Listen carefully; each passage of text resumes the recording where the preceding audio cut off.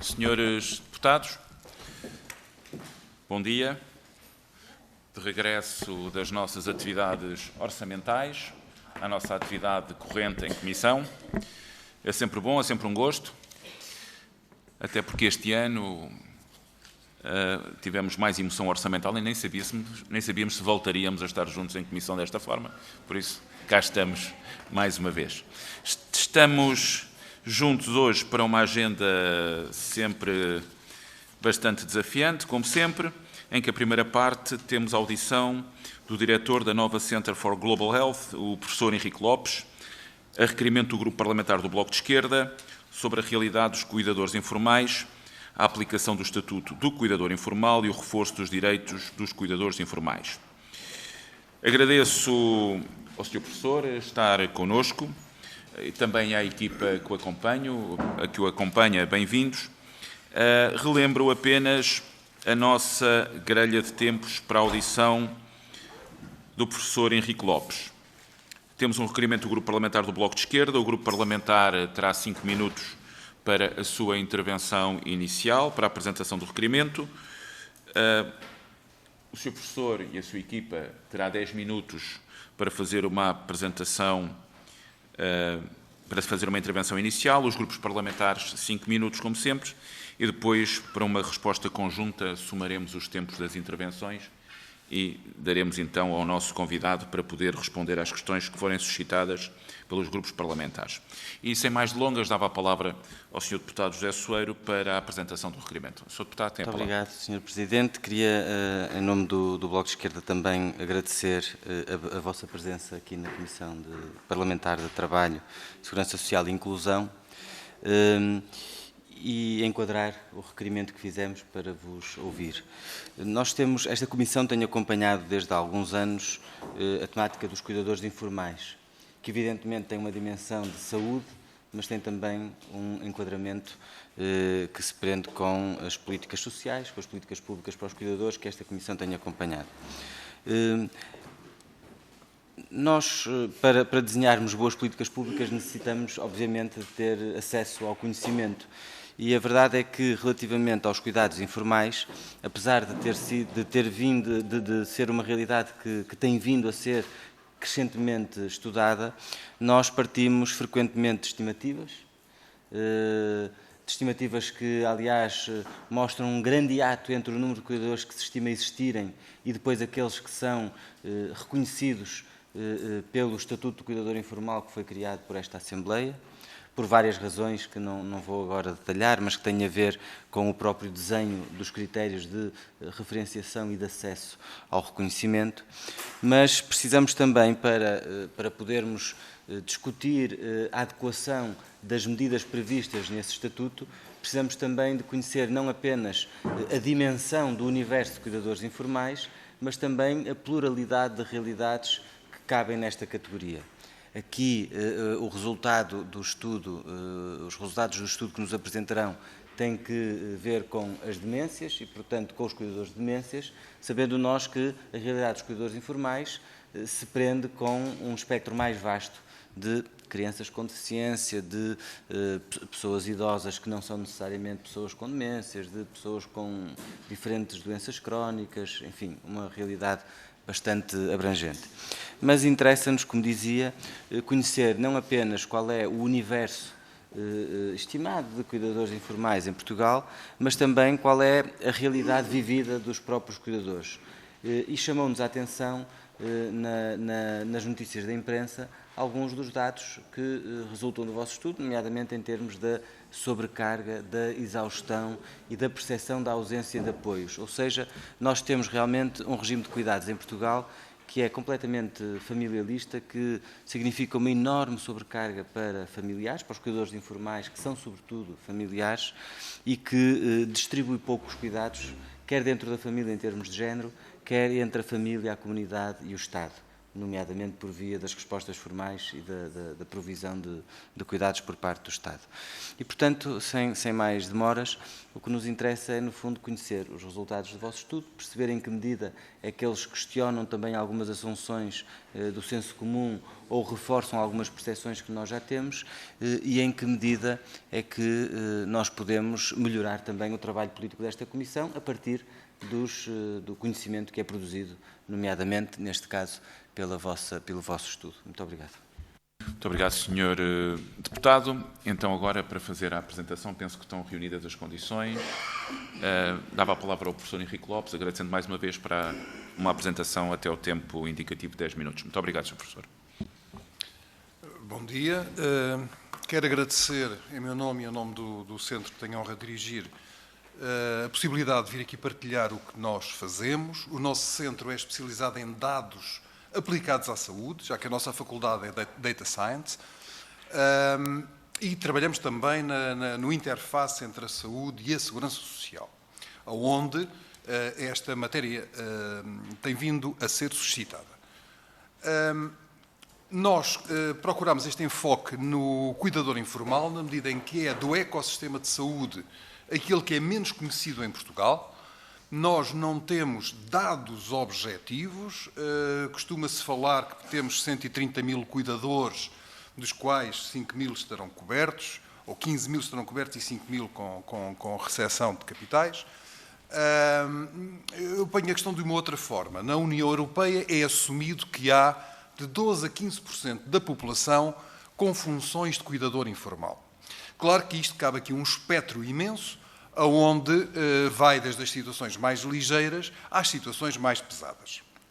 Nós temos vindo a trabalhar com o cuidador informal das doenças neurodegenerativas de há vários anos a esta parte, já de uma outra universidade de onde nós viemos, e pegámos na questão das demências por ser talvez aquela onde as condições são mais superlativas. Porque, para além de todas as limitações que são inerentes à evolução da vida, ao envelhecimento, somam-se as condições da perda da capacidade cognitiva. E isso é uma violência acrescida para com as famílias, na medida em que termos a mulher, a mãe, o pai a dizer não te conheço, o momento em que isso acontece é um murro no estômago. E, portanto, soma-se a todas as necessidades físicas, o esforço emocional, a complexidade. Ora bem, nós temos 200 mil pessoas com demência em Portugal, números redondos, 187 mil conhecidas, 200 mil pessoas, números redondos, com diferentes graus de evolução da demência. Cerca de 20 mil estarão institucionalizados, o que quer dizer que as famílias têm a seu cargo mais de 100 mil pessoas a precisar de apoio. É evidente que depois se somarão todas as outras condições. Temos 750 mil pessoas que já tiveram ou AVC ou infarto de miocárdio. Muitas delas também ficam com sequelas, como é conhecido. Temos as dificuldades traumáticas, enfim, o espectro é extremamente amplo. Mas se nós pegarmos na questão das demências, pode ser extremamente importante para nós, até porque fala-se muito no envelhecimento da população, mas raramente se fala na alteração estrutural do envelhecimento da população. Ou seja, não chega nós contarmos que a população envelhece ao ritmo que o INET descreve. Temos também que falar que, por exemplo, no caso das demências, a expectativa para a Europa é de que haja até 2040 um aumento de 60% a 80% do número de pessoas com demência. E, portanto, não só aumenta a longevidade, como aumenta a complexidade, e o nosso sistema não está minimamente capacitado para lidarmos com esta matéria. Poderemos depois, na fase das perguntas e respostas, detalhar de alguma forma, e agora veríamos brevemente o que é que encontramos. Portanto, o que nós fizemos foi, na ausência de dados objetivos, que é o grande problema que se coloca nesta área, convidámos a Alzheimer Portugal, que é, digamos, a entidade que mais, a Associação de Doentes que titula esta matéria, e conjuntamente com eles fizemos uma sondagem sobre os cuidadores de forma voluntária. Ora, isto já limita dramaticamente quem é que responde, porque para responder tem que ser info incluído, para ser sócio de uma associação de doentes tem que haver uma motivação acrescida e uma capacidade organizativa para participar, e, portanto, isso resultou em que a amostra que sai deste estudo é uma amostra que é a ponta do iceberg, é o melhor que nós podemos ver sobre demências em Portugal, porque a média de escolaridade aproxima-se da licenciatura, temos 72% de pessoas licenciadas, porque, como disse, todas elas têm necessariamente de ser incluídas, porque não havia hipótese de fazer uma... Ou seja, como sempre, o estudo é feito a cortar, passo a expressão, a cortar as unhas rentes, muito rentes. Por exemplo, nós fizemos a edição e-book, partilharemos convosco se assim quiserem, porque não houve os 1.600 euros para a edição em papel. E, portanto, isto tem que ser entendido como um estudo feito curtinho, já quase num regime de voluntariado. E, portanto, o que nós... E podem fazer aqui o download, se assim quiserem. Temos, isto está disponível quer para Kindle, quer para Kobo. Depois podemos partilhar mais tarde e voltarmos aqui ao QR Code. Ora, o que é que nós encontramos? Há um esforço brutal por parte das famílias, sentem uma insuficiência, e reparem, nós que somos o país da União Europeia onde há maior correlação entre escolaridade e salário, mesmo nesta população de licenciados, muitos deles trabalhadores de saúde, o esforço é muito grande. Temos uma claríssima condição de risco, porque quando nós falamos de cuidadores, falamos sempre de uma díade. Nessa díade, o cuidador é também alguém que tem que ser apoiado, o que não acontece em Portugal, de uma forma geral, na sua saúde. Quando falamos de demências, a saúde mental dessa pessoa está enormemente em risco. É um clássico da literatura científica. Ora, aqui também não temos praticamente respostas em Portugal para acolher este problema. E, finalmente, as pessoas, à medida que entram na demência, parece que perdem direitos. Perdem direitos. E como nós podemos ver, se chegarmos a qualquer lar, vamos encontrar um conjunto de gente amarrada às cadeiras, quando a nossa legislação diz que a contenção física só pode ser feita por prescrição médica. E nós temos a legitimidade de questionar se trabalhamos uma vida inteira, criamos uma família, para acabar amarrados a uma cadeira. Ora, lidando mal com isto, nós fomos encontrar um conjunto de situações que estão... isto é uma percepção, nós não fomos medir como é que é na pessoa em concreto. Nós recolhemos a percepção da pessoa sobre esta matéria. Mas conseguimos aqui elencar, nós medimos muitas mais coisas, mas conseguimos elencar aqui um conjunto de situações muito marcantes na vida das famílias que acolhem pessoas com demência. Ora, e esta é uma questão crítica para o país, porque o sistema que nós temos atualmente é um sistema caríssimo para o país, porque leva a que as pessoas sejam institucionalizadas, porque as famílias adadamente não conseguem ter o sujeito em casa, e para a pessoa com demência é uma violência colocá-la no lar porque perde todas as suas referências. E não é verdade que as famílias queiram despejar as pessoas com demência. As famílias dizem o contrário, pelo menos estas disseram o contrário. As famílias, se tiverem condições, querem manter as pessoas em casa, o que é muito mais barato para o Estado, o que é muito mais humano para a pessoa, e, portanto, nós temos um sistema que pode ser melhorado, baixando custos e aumentando a humanidade. Que às vezes esquecemos esta dimensão de prestação da saúde, não é só prestar cuidados, é prestar condições de humanidade a quem não está bem.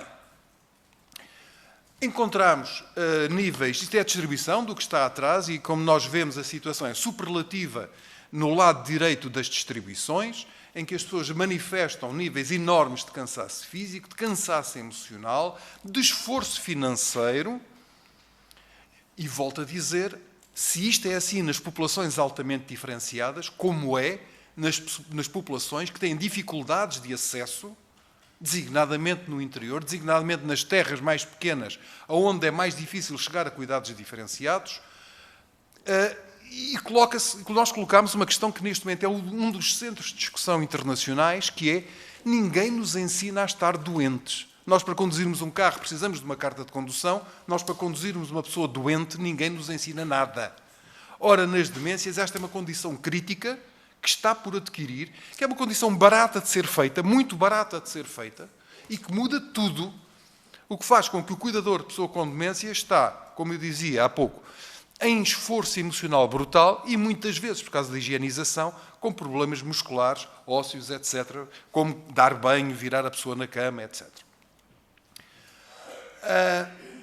Nós precisamos de uma outra acessibilidade que, como aqui é visto, não acontece. E não acontece ao nível do acesso a fraldas, do acesso a apoios domiciliários de vária ordem, porque uma coisa é estar no papel, outra coisa é acontecer no terreno. Temos aqui este esforço que foi relatado, que é diferente conforme sejam filhos ou cônjuges a desenvolver o que se compreende, mas isto não deve ser lido à escala nacional na medida em que estas populações, sendo financeiramente mais autónomas, têm outra capacidade. Depois, numa fase seguinte das discussões, talvez pudéssemos revisitar algumas recomendações que faremos para diferentes áreas. Muito obrigado, Sr. Professor. Nós seguramente vai ter oportunidade, porque terá ainda mais tempo para as respostas, para as questões suscitadas, e se quiser depois usar mais uma vez os seus slides, podemos voltar a eles. Agradecendo a intervenção e os aspectos suscitados. Daria de imediato a palavra ao Grupo Parlamentar do PSD, a Sra. Deputada Clara Sousa Alves, para a sua intervenção e para as questões que quiser suscitar. Sra. Deputada, tem a palavra. Muito obrigada, Sr. Presidente, Sr. Diretor Professor Henrique Lopes, Doutora Laura Gomes, Dr. Diogo Franco, Senhoras e Senhores Deputados. Antes de mais, gostava de saudar e agradecer ao Sr. Diretor, ao Professor Henrique Lopes, pela sua disponibilidade e pelo trabalho de investigação que tanto enriquece aquilo que são as realidades vividas pelos cuidadores informais em particular, principalmente através do estudo que aqui nos apresentou, Viver com Demências. Este é um tema prioritário que tem merecido por parte do Governo uma atenção significativa e também nós reconhecemos que os cuidadores informais desempenham um papel central no apoio a milhares de pessoas em situação de dependência e que são frequentemente familiares diretos. Mas também sabemos que este papel, que é e tem sido ancorado no que são os laços afetivos, exige um equilibrado e cuidadosa regulamentação e, claro, o respeito pela dimensão emocional e humana que caracterizam estas relações de proximidade e estes laços familiares. No que diz respeito ao estudo, que está centrado nas pessoas com demência, como aqui bem referiu, é verdade que ele apresenta dados que, da nossa perspectiva, são preocupantes, mas que são também extremamente relevantes para percebermos se, efetivamente, estamos no caminho certo e para onde é que devemos caminhar. Dentre os resultados, temos dados sobre a falta de acesso ao apoio domiciliário, à dificuldade em encontrar tempo para descanso, aos desafios de conciliar o trabalho e os cuidados, à desigualdade no acesso a apoios e também aos elevados custos financeiros. Estes dados confirmam aquilo que temos observado na prática. Os cuidadores informais enfrentam não apenas os desafios emocionais e físicos, mas também dificuldades financeiras e estruturais que precisam, efetivamente, de respostas adequadas. Nesse sentido, as alterações que foram introduzidas pelo Governo, as alterações promovidas no Estatuto do Cuidador Informal, representam, na nossa perspectiva, um passo significativo e um esforço claro em melhorar as condições dos próprios cuidadores. E destaco o alargamento do Estatuto, que pela primeira vez foi permitido a cuidadores não informais, não familiares, desde que coabitem com a pessoa cuidada, possam beneficiar efetivamente do Estatuto. Há a flexibilização dos requisitos, os cuidadores deixaram de ser obrigados a partilhar o mesmo domicílio fiscal com a pessoa cuidada, o que simplificou o acesso ao apoio, mas também no reforço financeiro, que vem combater a dificuldade que há pouco foi referida. O subsídio aumentou para 560,19 € mensais, o que representa uma melhoria concreta para estas famílias. Foi também simplificado o acesso, eliminámos algumas burocracias, como a dupla verificação da incapacidade para quem já beneficia de outros apoios. Temos um reconhecimento rápido com a figura do cuidador informal provisório para situações urgentes terem uma resposta concreta, mas também foram incluídas medidas a propósito do descanso do cuidador para apoiar precisamente esta necessidade que aqui foi apontada e que tem sido alvo de redobrada atenção por parte do Governo.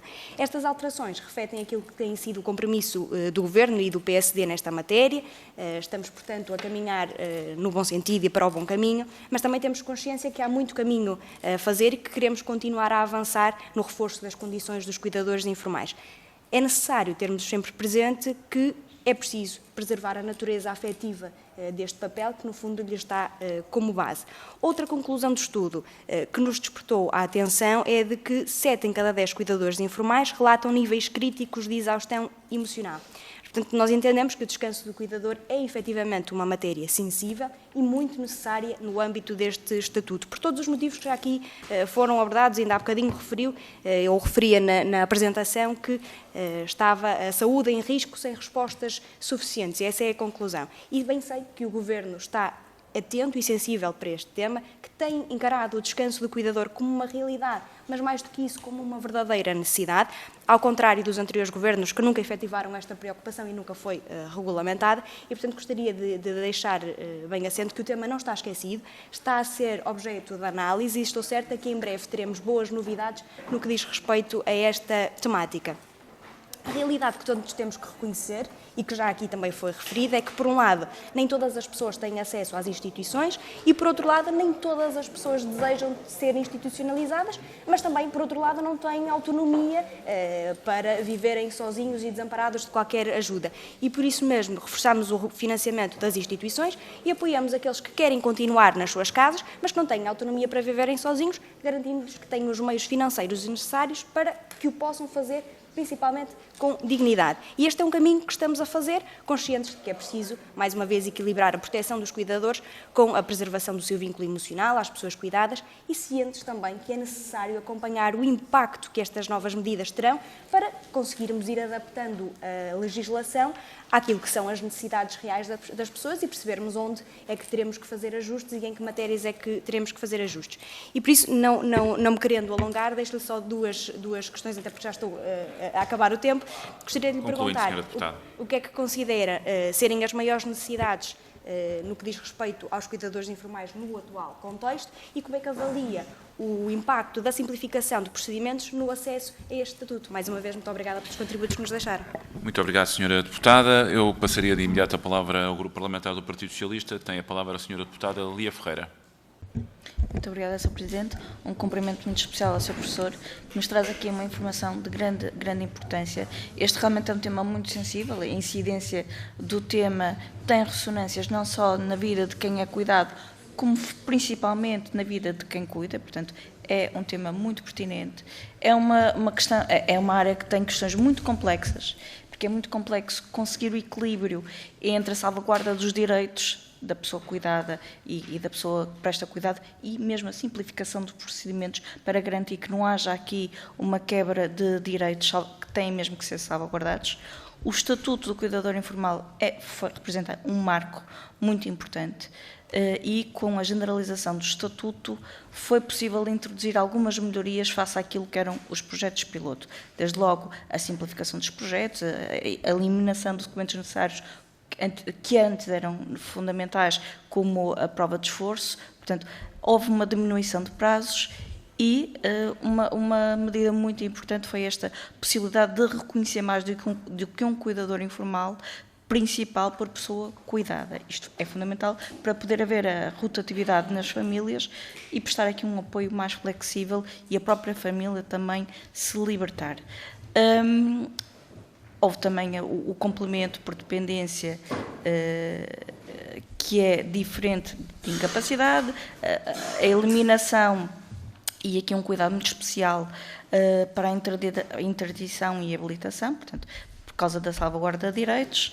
Há também um marco muito importante no avanço daquilo que é o Estatuto de Cuidador Informal, que foi conseguido com a descentralização, em que foi possível criar equipas de proximidade com técnicos de referência, e isso permitiu, durante o governo anterior, aumentar o número de deferimentos, aumentar o número de apoios, precisamente porque isto permitiu que os serviços se reorganizassem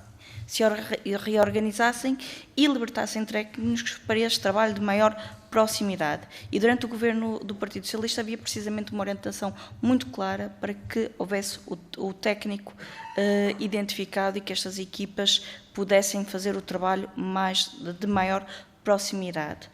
E foi, obviamente, que com o despacho da portaria que regulou o descanso do cuidador nas respostas sociais de apoio domiciliário, lar residencial, lar de idosos e ERP, foi assim possível salvaguardar vagas para descanso. Obviamente que ainda há muitas oportunidades de melhoria, porque sempre que uma resposta é novidade, há sempre um caminho a ser feito.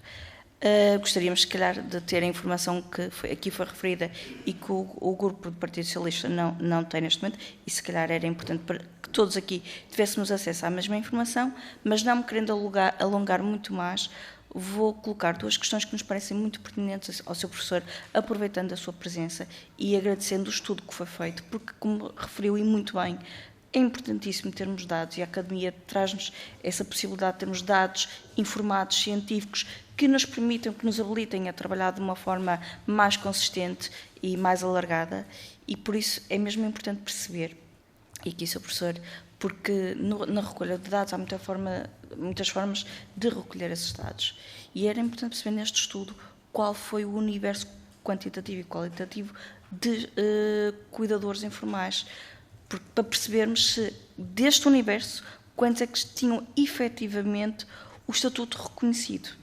Porque sabemos que existem muitos cuidadores que ainda não têm o estatuto reconhecido e, portanto, é importante perceber se neste universo, nestes dados que nós recolhemos, quantos é que tinham já o estatuto reconhecido, porque só com esse reconhecimento é que podemos ativar serviços de resposta. Portanto, faz toda a diferença na análise da informação que recolhemos, para saber se realmente há uma demora ou não, se há ou não resposta efetiva, porque se não houver, sem prejuízo, obviamente, de termos reconhecimentos sobre a burocracia, que pesa bastante no sistema, mas a verdade é que precisamos de perceber se estes cuidadores, neste universo de dados recolhidos, se têm o estatuto reconhecido, que lhes pode dar acesso a respostas que não estão a ter, a morosidade que possam, de respostas que efetivamente tenham o direito e não estejam a ter. Outra questão que eu gostaria de colocar em relação ao apoio psicossocial, que é fundamental e que durante o governo do Partido Socialista foi possível ver o número de apoio aumentar e chegar de uma forma qualitativa e quantitativa, mas sabendo, e o professor também já aqui referiu, que há aqui muitas diferenças territoriais, não é? E que mesmo em cada território há uma metodologia de trabalho que pode ser ajustada caso a caso. Gostaríamos que o Sr. Professor nos dissesse, tendo em conta aquilo que foi o trabalho feito, que medidas é que identifica que deveriam ser tomadas para compensar esta diversidade territorial e que pode trazer alguma inconsistência no trabalho que até já está a ser feito. Concluindo, e ser Sra. então, Deputada. já vou concluir, e que pode então trazer-nos aqui a robustez de melhoria que nós precisamos. Obrigado. Muito obrigado, Sra. Deputada. Então, de seguida, tem a palavra o Sr. Deputado Armando Grave, do Grupo Parlamentar do Chega. Sr. Deputado, tem a palavra. Muito obrigado, Sr. Presidente. Sr. Professor Henrique Lopes e a sua equipa, muito obrigado também pela vossa contribuição, pela vossa investigação. É muito importante para o povo português e para todos nós, ao fim e ao cabo, que vamos chegar, se tudo nos correr bem, a uma idade destas. Antes de mais, eu vou começar pelo fim, por aquilo que tinha colocado aqui como a parte final, mas gostaria só de lembrar que o Chega apresentou 3 propostas de alteração e todas elas foram rejeitadas, que têm a ver com a simplificação do Estatuto do Cuidador Informal, a criação da carreira contributiva para o cuidador informal e mais 2 alterações. Eu gostaria que isto ficasse vincado aqui, porque tem como base o que a senhora deputada também acabou de dizer, que o Partido Socialista que promoveu, e até pode ter promovido, o que no terreno não aconteceu. De acordo com os dados da Pordata, a população portuguesa, como todos nós sabemos, está a envelhecer. Para além do aumento da idade média, genericamente mais de 2% é o aumento que atualmente está a ser objeto na população considerada sénior. Portugal é, a par da Itália, o país da União Europeia com maior percentagem da população idosa, com quase o dobro dos idosos face aos jovens. São 186 idosos por cada 100 jovens. Penso que o Sr. Professor estará mais certo do que eu nesta minha análise. Portugal é, assim, o segundo país mais envelhecido da União Europeia e o 5º a nível mundial. Este envelhecimento acontece porque há menos nascimentos no país e porque há o aumento da esperança média de vida. E também porque muitos jovens portugueses estão a emigrar e a ter os seus próprios filhos no estrangeiro. Sendo o Partido Chega um partido de índole conservadora e que tem como principal pilar a família, esta é uma das situações mais gravosas que se encontram no nosso panorama social, pois, como é evidente, as políticas do anterior governo socialista apenas se centraram em políticas de mão estendida, não obtendo, na prática, qualquer resultado. Eu conheço casos, estou muito ligado ao Estatuto do Cuidador Informal e aos cuidadores informais, e conheço casos em que pessoas há 5 anos que estão à espera de uma resposta. 5 anos, eu conheço, posso identificar. Há que promover políticas que apoiem, de facto, e consistentemente a ação social no acompanhamento próximo aos que mais necessitam, ou seja, àqueles que, em muitos casos, e são mesmo a maioria, não têm rendimentos suficientes para colocar os seus familiares em unidades residenciais. A implantação e práticas destas políticas são um pilar fundamental para todas as famílias, quer na transmissão dos valores, na estabilização social e principalmente no cuidado e atenção às gerações futuras. Apesar de tudo, há que dignificar a atividade do cuidador informal. E é evidente que o montante de referência ao subsídio, peço muita desculpa, ao subsídio do cuidador informal, que atualmente está no máximo de cerca de 600 euros, 662,04 cêntimos, é uma perfeita falta de respeito para com as pessoas que se colocam numa predisposição para ajudar os seus familiares, diretos e indiretos. Uma das prioridades do partido Chega, no seu programa eleitoral, foi a referência à introdução do Vale Cuidador, que consubstantia a atribuição de uma comparticipação às famílias que optem por cuidar dos seus idosos em casa. Outra das propostas era contabilizar o período de cuidados domésticos para efeitos de reforma, valorizando o papel do cuidador informal, como forma de combater a vulnerabilidade económica que lhe será associada na idade da reforma. Para que seja bem notório, chegámos ao ponto, o país chegou ao ponto que eu já referi, que foi o chumbo deste conjunto de normas que aqui está. Pergunto assim ao Sr. Professor, no seu entendimento, são da opinião que este valor em causa, que o Sr. Professor sabe qual é, 600 e poucos euros, de subsídio de segurança social, no que ao subsídio do cuidador informal diz respeito, é digno para quem abdica de tudo na família para que o seu cuidador tenha de per si, eu vou dizer uma coisa que me custa muito, mas vou ter que dizer, um resto de vida com dignidade? Que políticas no âmbito social deveria este Governo potencializar para dignificar o estatuto do cuidador informal? E uma última, que tipo de iniciativa já promoveram perante o anterior e o atual Governo no sentido de dignificar o estatuto de cuidador informal? Muito obrigado, Sr. Professor. Muito obrigado, Sr. Presidente. Muito obrigado, Sr. Deputado. Então, de seguida, tem a palavra o Sr. Deputado José Soeiro, do Grupo Parlamentar do Bloco de Esquerda. Muito obrigado, Sr. Presidente. Creio que esta audição não é tanto para os partidos apresentarem as suas medidas, mas é mais para vos ouvirmos a vós. Acho que é o interesse, pelo menos quando fizemos esta audição, era esse o objetivo.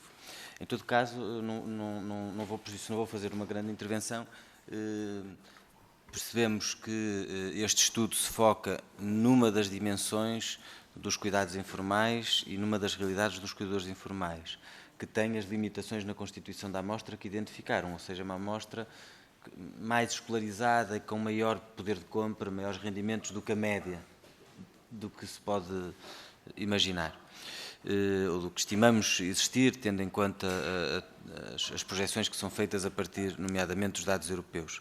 Mas, ainda assim, acho que há alguns dados que são muito relevantes e, sobretudo, também há esta dimensão das recomendações e, portanto, no fundo, o que lhes pedia é que utilizassem, se pudessem, essa segunda parte do tempo que terão para nos apresentarem as recomendações, que são também aquilo que acaba por ser mais útil diretamente no trabalho que depois temos que fazer e na interseção também, se puderem, na interseção entre a saúde e a segurança social, porque uma das dificuldades que tem existido na política de cuidados é o facto de nós, por um lado, termos uma concepção tendencialmente biomédica dos cuidados, que tende a desvalorizar outras dimensões dos cuidados, e, por outro lado, haver esta separação entre o que é chamado os cuidados sociais e os cuidados de saúde, que, aliás, têm enquadramentos constitucionais diferentes, porque, como sabem, na Rede Nacional de Cuidados Continuados Integrados, por exemplo, os cuidados de saúde são gratuitos,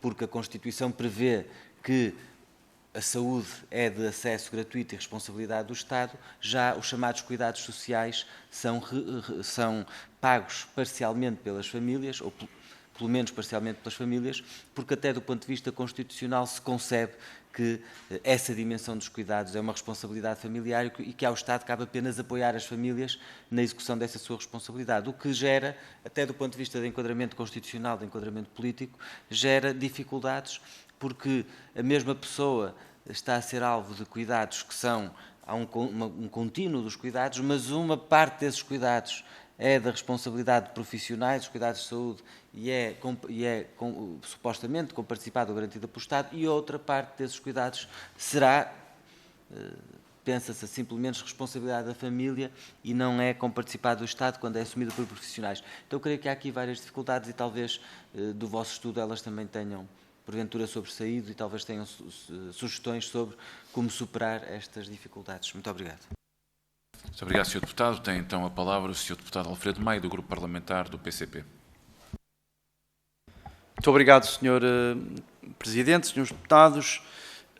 Eu cumprimento os nossos convidados, nomeadamente o Sr. Professor Henrique Lopes, e gostaria de agradecer o testemunho aqui trazido e o que vai prosseguir depois, assim como os estudos que a instituição que dirige tem realizado nesta área e as contribuições que tem prestado para as respostas a estas questões.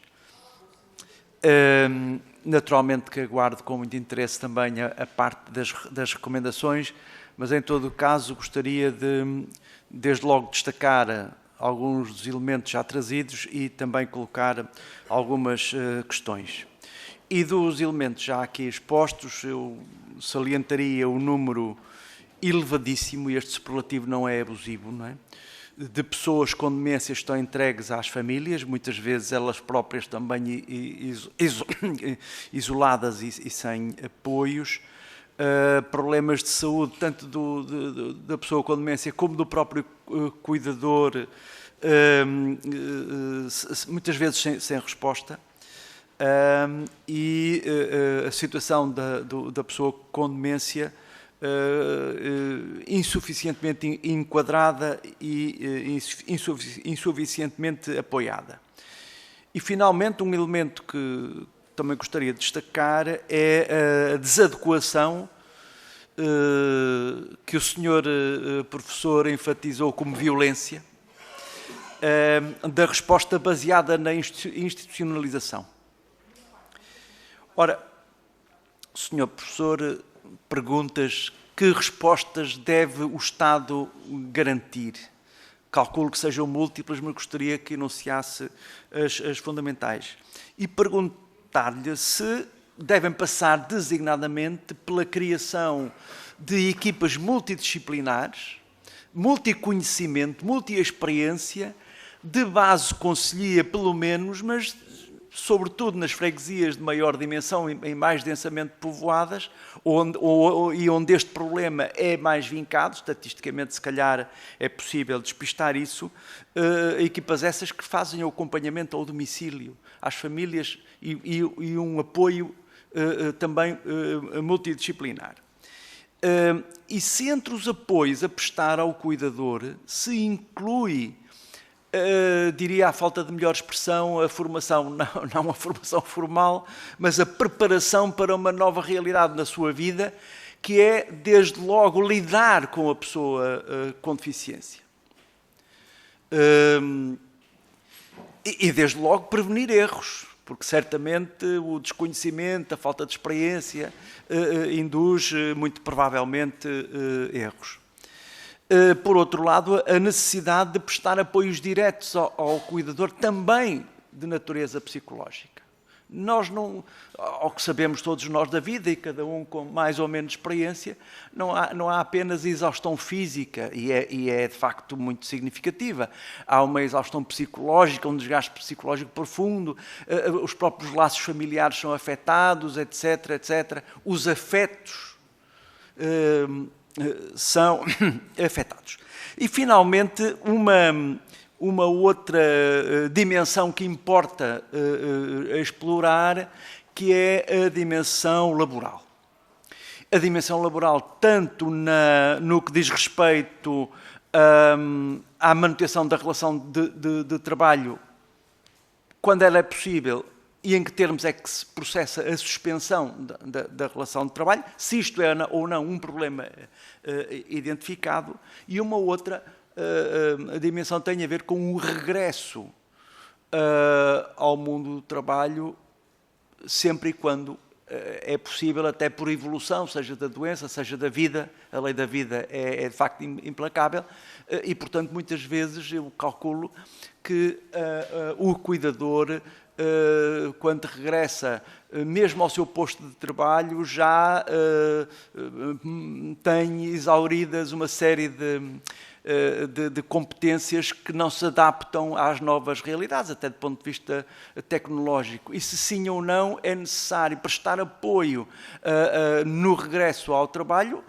desde logo em termos de readaptação, mas também até de requalificação, quando se trata de ocupar até uma nova função profissional. Disse, muito obrigado. Muito obrigado, Senhor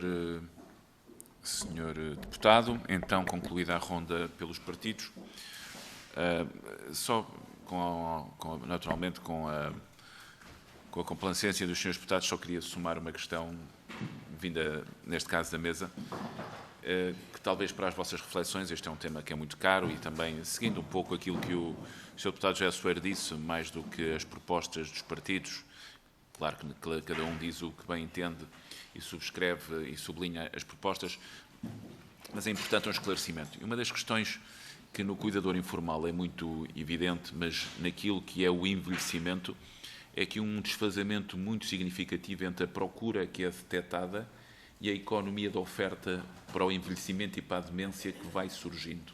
O desfazamento é muito significativo, sem prejuízo da oferta que vai sendo gerada, em particular pelo setor social, mas também pelo setor privado, no setor social em particular.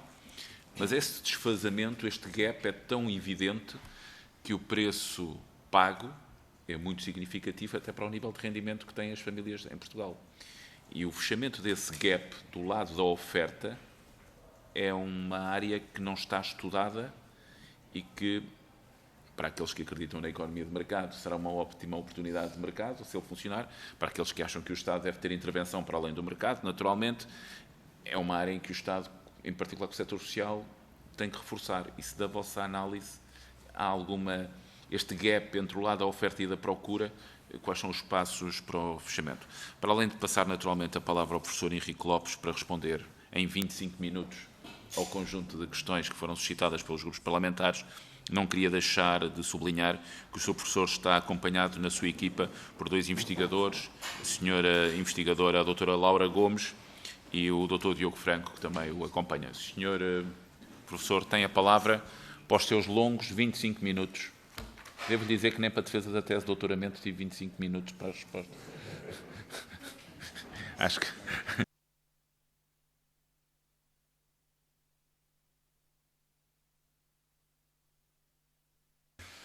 Bem, muito obrigado, Srs. Deputados, Sr. Presidente, pelas perguntas muito inteligentes que colocaram e que foi um prazer ouvi-las, porque são perguntas que o país precisa de ver respondidas.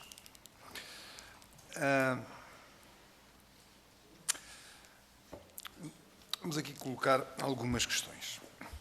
O nosso país, do ponto de vista legal, está desenvolvido e tem progredido bastante. Não ficamos muito atrás da generalidade dos países europeus. Há coisinhas aqui e ali, a tipologia do apoio domiciliário, a diferenciação dos cuidados e da formação para os cuidados, mas são, eu diria, questões quase de pormenor.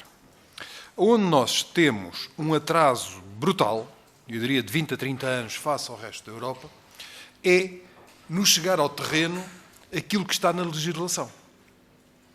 E não falando de coisas do agora, porque estamos na casa da democracia e naturalmente são elementos de refrega, falamos aqui há poucos anos, ou relativamente poucos anos atrás, foram formadas 200 equipas para intervir no apoio ao cuidador, que eram as ECCIs, Equipas de Cuidados Contínuos Integrados. Essas equipas tinham 10 a 12 pessoas. Portanto, tínhamos aqui um exército de gente para lidar com o assunto. O problema é que depois essas equipas tinham 2 horas por semana atribuídas à função. E, portanto, entre a existência e o que acontece, o que as pessoas nos relataram, por exemplo, é que recebiam um profissional referencial na sua casa, muito bem, e daí a 6 meses voltavam a recebê-lo e nada aconteceu entretanto. E, portanto, o que é que resultou dessa visita? Nada. Nada. E, portanto, entre aquilo que nós temos e aquilo que acontece, são 2 países completamente distintos. E, portanto, talvez seja isso, e seria talvez a grande recomendação, é dar corpo àquilo que já existe e é bom, para que as pessoas possam usufruir do que está na lei. Começando agora a descascar aqui um bocadinho, passo a passo, estes pontos. Foi perguntado então esta amostra. Esta amostra são as pessoas que se voluntariaram a participar. E, portanto, é altissimamente diferenciada, como tive a ocasião de dizer, e por princípio, até porque os montantes para o apoio de cuidador informal são o que são, e, por exemplo, se for uma viúva aos 400 euros deixa de ter apoio. Não é? No caso das viúvas é talvez o pior. 90 e qualquer coisa por cento da amostra nem sequer vale a pena candidatar-se, porque está fora do contexto e, portanto, foi logo considerado que nem valia a pena questionar sobre essa matéria de acesso ao cuidador, porque, por definição, das pessoas que, expectavelmente, que nós esperávamos que fossem à volta de 75%, acabaram por ser 90% ou mais por cento, estavam fora dessa problemática. Agora, têm toda a razão, e eu aqui, enquanto diretor do centro, disponibilizo o centro, se assim quiserem, é preciso haver um estudo que não seja voluntário, porque, vamos lá ver, até conseguimos arranjar um patrocinador, mas permitam-me a inconfidência, este estudo surge porque eu passei por isso com a minha mãe, durante 8 anos complicadíssimos, e convenhamos que não sou propriamente o português médio, quer em termos de escolaridade, quer em termos de vencimento médio, não sou o português médio. E mesmo assim, para mim, foi um vale de lágrimas. E quando a minha mãe morreu o ano passado, eu entendi que estava na hora de se fazer este trabalho, porque, além de mim, muitos outros precisavam de tangibilizar este conhecimento. E, portanto, isto foi feito, conseguiu-se arranjar um sponsoring, mas mesmo o sponsoring não deu para tudo, como tive a ocasião de dizer, e fez aquilo que era possível fazer. Ora bem, o país precisa de decidir com base em segurança. Haver uma evidência que suporta a tomada de decisão. E nós precisamos desse estudo. Eu disponibilizo o estudo se assim o quiserem fazer. O centro, se assim o quiserem fazer. E é necessário ter outra abordagem que não seja só via digital, que não seja as pessoas digitalizadas que estão basicamente nas cidades, ou aqueles que estão info-incluídos no interior. É preciso uma outra rede de aproximação, eventualmente até física, para conseguir chegar a pessoas em locais mais remotos, a pessoas que não têm a literacia, mas que também são portugueses e que têm os mesmos direitos do que aqueles que têm a elevada literacia. E é preciso ouvi-los de voz própria, porque são eles que se sentem, são eles que sabem o que é que se passa. E, portanto, ouvir, esse ato de humildade que é ouvir o outro, é extraordinariamente instrutivo para nós. E precisamos de construir, co-criar um ecossistema do cuidador informal. E essa co-criação tem que ser mais do que uma boa vontade, do que uma boa intenção, tem que ser o resultado das vivências das pessoas, construída com elas, a responder a problemas concretos das pessoas. Um segundo ponto que aqui foi abordado prende-se com as questões dos acessos. As pessoas perdem-se no mar de passos que é necessário dar desistem. E eu estou a falar, por exemplo, eu estou-me a recordar de uma pessoa médica que participou no inquérito, que dizia: eu, apesar de ser médica, apesar de estar, entre aspas, no sistema, eu a dado momento desisti, porque eram tantos os passos a serem dados que nem eu era capaz de lidar com tanta informação. E eu questiono, então, se uma médica tem dificuldade em o fazer, se uma pessoa altamente diferenciada não o consegue, então como é que é uma pessoa que tem dificuldades em lidar com a documentação? Temos de ter uma outra abordagem. Não podemos separar saúde deste apoio de segurança social. Isto tem que ser situações integradas. Não há uma ou seja, ela existe no papel, mas não existe depois no concreto uma relação, uma construção mútua. E volto a dizer que essa solução é mais barata do que a atual. Portanto, em termos do próprio interesse das finanças públicas do país, é mais interessante construir situações mais leves, mas que respondem às pessoas. E então, e que respostas vamos nós dar às pessoas? Bem, eu começo por colocar: o ideal é não estar doente. É uma tautologia, mas é muito verdadeira e não é acontecida. Os números mais recentes indicam que 40% a 42% das demências são preveníveis. Ora, nós não prevenimos demências em Portugal. Reparem-me o número: 40% a 42%. Um doente de demência é um doente caríssimo. É dos doentes mais caros que há. Pensa-se que as demências custem 1% a 1,5% do PIB dos países da União Europeia. Cortar 40% disso, estão as contas feitas. É muito dinheiro. Portanto, o que se deve começar é prevenir. São medidas muito simples. São medidas já conhecidas há pelo menos 5, 10 anos. Existe mesmo uma coisa chamada Consenso Lancet, que foi publicado o ano passado, que as esquematiza, que define, não tem ciência maior a aplicá-las. Depois a vida, mesmo com todas as prevenções, acontece. E todos nós somos levados um dia a uma situação terminal. Se não for a demência, será outra coisa qualquer, mas todos nós, a única coisa que temos certo quando nascemos é que vamos morrer. E, portanto, vamos passar por um período de senescência. Aí, o ideal é manter as pessoas o máximo tempo possível nas suas casas. Porque o velho móvel, as fotografias em cima do móvel, os referenciais que podem ser irrelevantes para quem está de fora, são os referenciais de uma vida e é aquilo que mantém a pessoa. Não estou a falar só nos da demência, estou a falar na senescência em geral. São os referenciais que mantêm a pessoa ligada. E, portanto, mais uma vez, a demência pode ser um vale de lágrimas, pode ser vivida com alguma moderação, de esforço. Mas para isso é necessário que se dê um segundo passo. E esse segundo passo, também muito barato, muito económico, é formar. E aqui no capítulo da formação temos múltiplas formações a serem feitas. Logo que uma pessoa recebe um diagnóstico de demência, deve ser desencadeado um processo de formação do cuidador, ou cuidadores.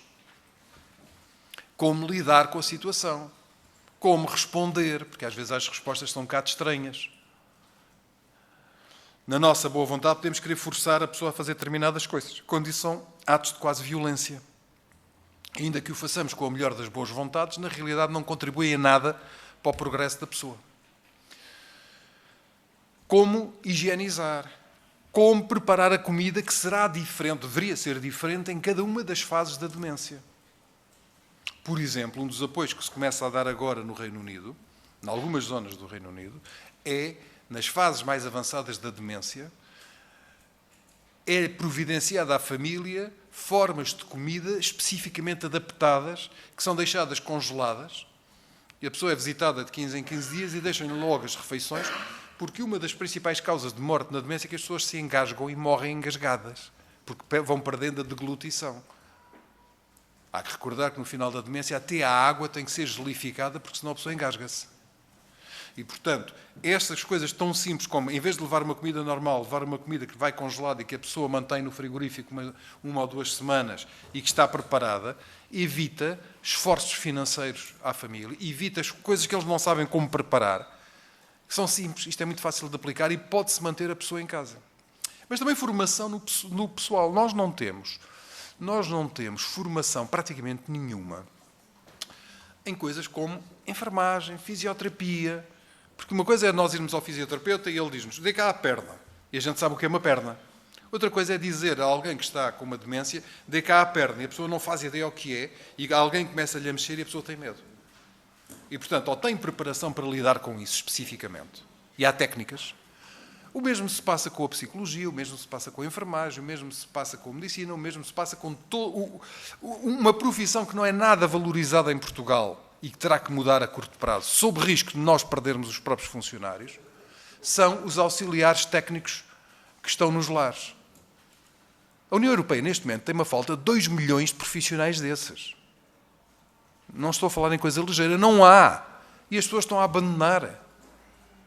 E, portanto, não só não temos lares, como dizia o Sr. Presidente, em quantidade suficiente, como aqueles que existem, progressivamente, tendem a perder funcionários, porque eles não têm preparação e é um trabalho muito físico, é um trabalho muito esforçado e é um trabalho muito mal pago.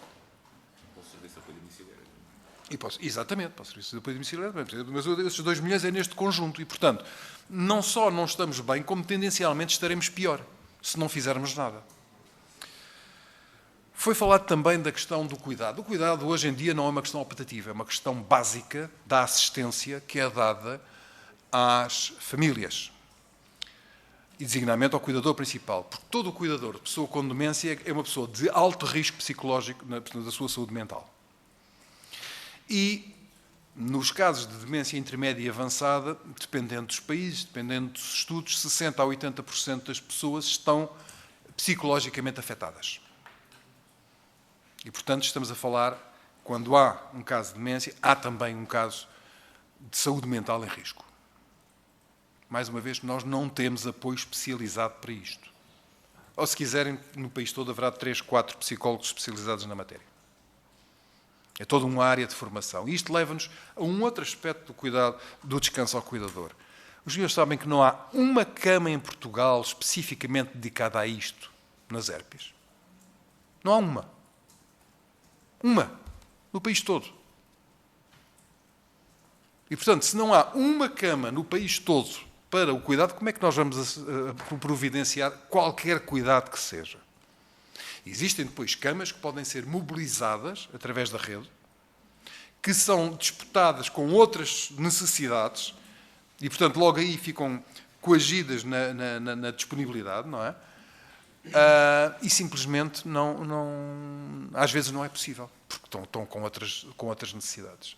Portanto, não há. E sem descanso, a pessoa começa a perder o autocuidado. E quando a pessoa está em esforço físico, esforço psicológico, esforço financeiro e perde o autocuidado, é fácil percepcionar o que é que vai acontecer a seguir.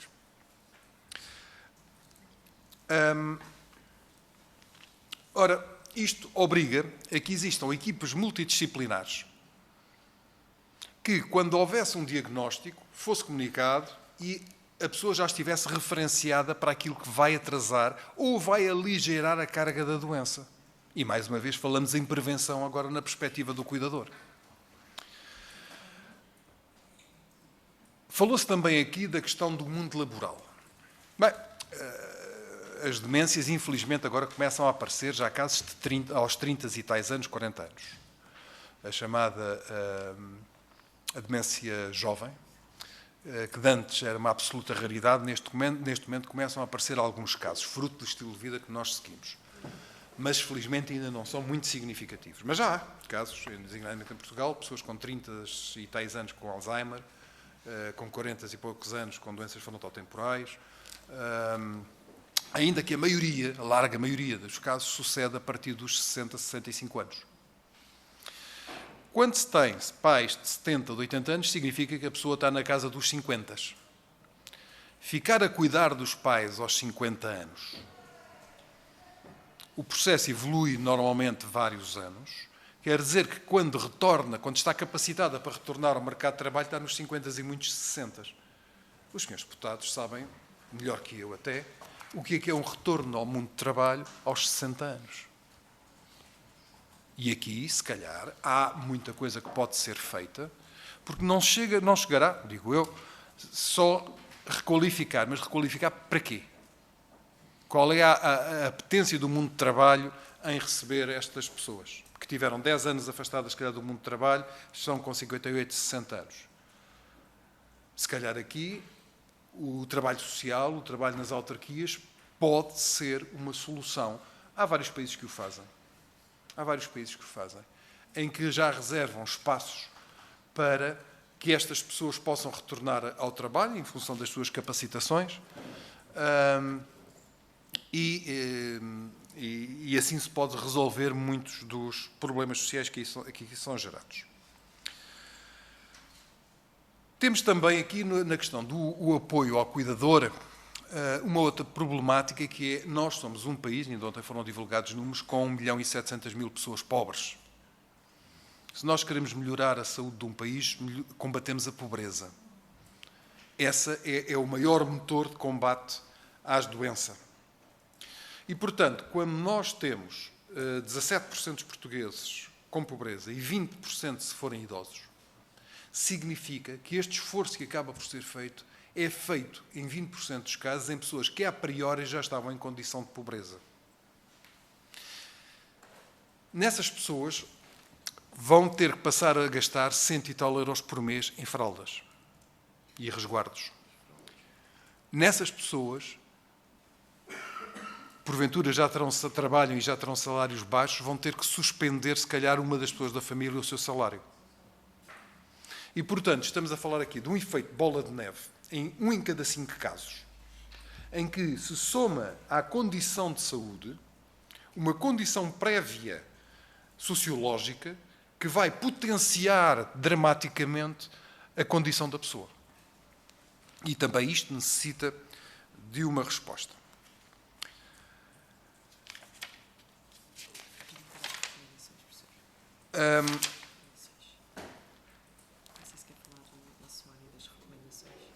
Sim, vou deixar isso para o fim. Pronto.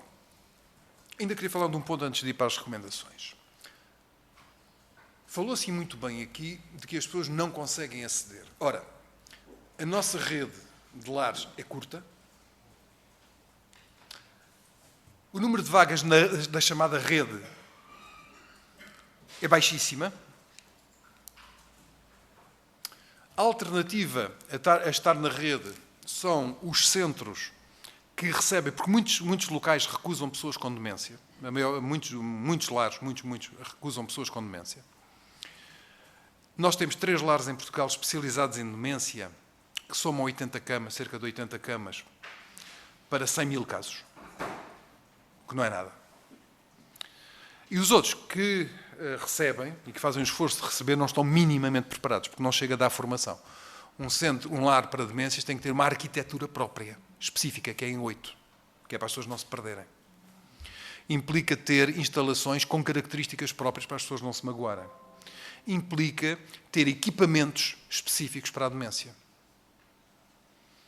Na Suíça e na Alemanha discute-se agora muito a inclusão de sensores de inteligência artificial para apoio às chamadas divagações noturnas, que as pessoas levantam-se à meia da noite e é aí que muitas vezes há os acidentes. E já existem dispositivos que vão controlar isso. O que baixa os custos de pessoal e aumenta a segurança do doente. Bem, nós não temos. Como a expectativa é de crescimento acelerado dos casos de demência na Europa e, portanto, nós, por inerência, estaremos perto, significa que nos próximos 15 anos precisaríamos de dar apoio a cerca de mais 80.000 a 100.000 pessoas. Ora, se agora a situação já está numa ruptura, diria eu, na área das demências, como estará daqui a uns anos? E isto leva-nos à questão, então, e que fazer? Que fazer? Bem, nós somos um país que somos, temos restrições orçamentais, temos o que temos. Nós elaboramos aqui algumas sugestões Nós no livro fazemos 20, porque cobrem também a área da saúde. Eu não vos vou amassar com a área da saúde, centrando-nos aqui na matéria que nos traz cá hoje. Primeira delas, tornar o cuidador um par do sistema. Nós temos de contar com o cuidador. Até porque ele, se estiver melhor formado, é capaz de dar uma melhor resposta e alivia os serviços de saúde e sociais. E, portanto, ao capacitarmos o cuidador, nós estamos a retirar carga de serviço ao sistema. Muita. Muita, muita, muita. O Reino Unido talvez seja o país que está mais avançado nesta matéria, em particular a Escócia, tem resultados fantásticos em que há uma quase autogestão, não só da pessoa, mas às vezes grupos de cuidadores, que eles próprios, quando acabam por gerar descansos uns dos outros, porque trabalham em conjunto e ficam a tomar conta dos familiares uns dos outros, partilham, o que também é bom para a sua saúde mental. E, portanto, quando nós estamos a criar um ecossistema de saúde, estamos a criá-lo com o cuidador, partindo do doente e do cuidador. Segundo, manter as pessoas o maior tempo possível no seu lar. Isso reduz drasticamente os custos para a segurança social. Estamos a falar que a redução de custos poderá ser de 70% a 80%. Com ganho para a pessoa, com ganho para a família e com ganho para o país. Valor esse que pode ser revertido em mais serviços e melhores serviços. Dinamizarmos a criação de ERPs com maior vocação para as demências. Se só temos 3, uma em Fátima, maior, uma em Torres Vedras, uma em Lisboa, temos que alargar isto para a rede nacional. Temos que ter rede capacitada no todo nacional. Porque depois as ofertas que há no privado variam entre 5.000 e 7.000 euros por mês. Quem pode pagar, qual é o português que pode pagar no longo prazo 5.000 a 7.000 euros? Uma vez faz-se, se calhar, o sacrifício, um mês. Mas, na continuidade, isso não é possível. Depois termos um plano nacional para a formação. Formação do cuidador, antes de mais. Formação de profissionais, conferir-lhes especialidade, reconhecer que eles têm essa especialidade. Rever a legislação laboral, porque, por exemplo, as pessoas têm 15 mais 5 dias. Qual é a demência que pode ser abordada com 15 dias mais 5? Não é possível. Simplesmente não é possível. Não prevê. Não há enquadramento possível. Prevenir as cabecinhas das pessoas, providenciar o retorno no processo de aprendizagem é crítico. Quando a pessoa está numa fase inicial da demência, trava-lhe imenso o seu processo de evolução na demência se a pessoa retornar a processo de aprendizagem. Não tem que ir para a escola sentar-se na carteira. Podem ser processos de artes aplicadas, de coisas tradicionais, o que for, manter. Bem como para o cuidador, mantém-lhe muito mais tempo a sua saúde mental. Tomar em consideração a questão de que cada vez mais homens estão a assumir as funções de cuidador. De antes era uma raridade, neste momento já andará na Europa nos 30%, 40%. Os homens do antigamente não sabiam fazer um conjunto de coisas que são necessárias. É preciso dar-lhes também essa preparação. Prevenir a exaustão, como aqui já falámos. Pensar no caso específico das pessoas com mais de 75 anos que são cuidadoras. Há muitas. E é um caso especial que tem que ser abordado com cuidado. Garantir os cuidados de qualidade, independentemente da capacitação financeira da família, o que não acontece neste momento. Melhorar a articulação dos serviços de saúde. Crítico, absolutamente crítico, para a eficiência do sistema e para os custos. Melhorar a desburocratização, que é muito complicada. Garantir, como vimos, o descanso do cuidador informal. E comunicar melhor entre o ecossistema e a família. Muito obrigado. Muito obrigado, Sr. Professor. Eu se calhar punha agora só para trás, se me permite, o QR Code, para o caso de quererem fazer o download do livro. Não, aquilo que eu lhe ia sugerir é se pode disponibilizar com certeza. A apresentação aos grupos parlamentares. Eu tenho a certeza que eu... Com certeza. E o estudo... Está, pronto. E porque penso que seria útil para todos. Muito obrigado pela intervenção, muito obrigado pelos esclarecimentos. Devo dizer que às vezes das pequenas ideias surgem grandes melhorias na qualidade do serviço. O Sr. Professor falou de uma forma, se calhar, muito eficaz de o fazer. Por exemplo, a rede de cuidadores. A rede de cuidadores é uma boa forma de partilhar experiências, mas também de arranjar tempo para que o cuidador possa fazer outras coisas que não cuidar.